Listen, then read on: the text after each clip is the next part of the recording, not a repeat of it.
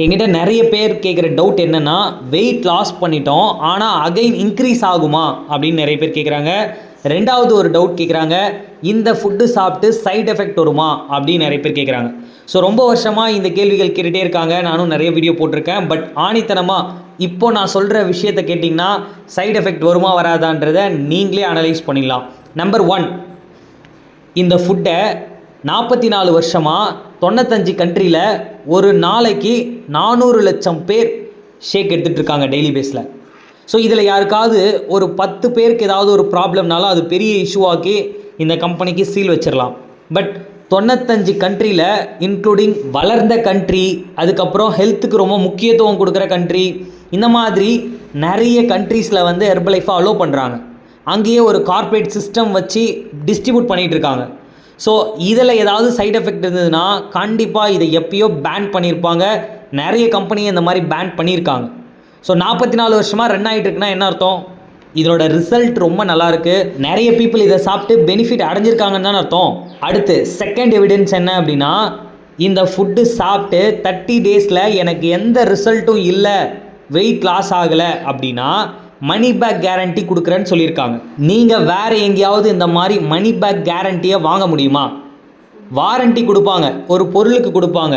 But எந்த ஒரு medical சைட்லேயாவது உங்களுக்கு இந்த ஃபுட்டை சாப்பிடுங்க, இந்த சேலட் எடுங்க, இந்த டேப்லெட் எடுங்க, சரியாகலைன்னா நான் கேஷ் ரிட்டர்ன் பண்ணுறேன்னு சொல்கிறாங்களா? கிடையாது.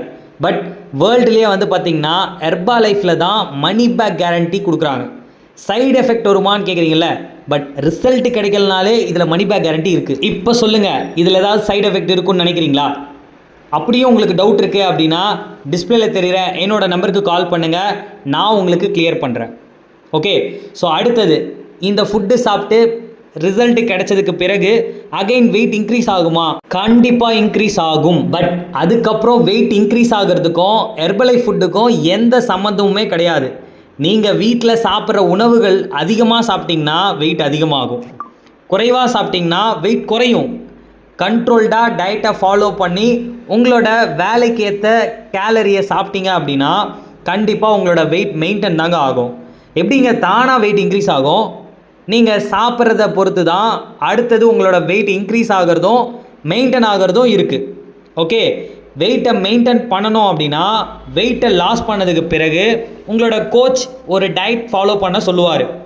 உங்களோட கேலரி ரெக்குவயர்மெண்ட் என்ன, நீங்கள் ஒரு நாளைக்கு எவ்வளோ சாப்பிட்ணும் அப்படின்றத டீச் பண்ணுவாங்க. நீங்கள் அந்த டயட்டை ஃபாலோ பண்ணிங்கன்னா வெயிட்டை மெயின்டைன் பண்ணிக்கலாம். 100% மெயின்டைன் தான் ஆகும்.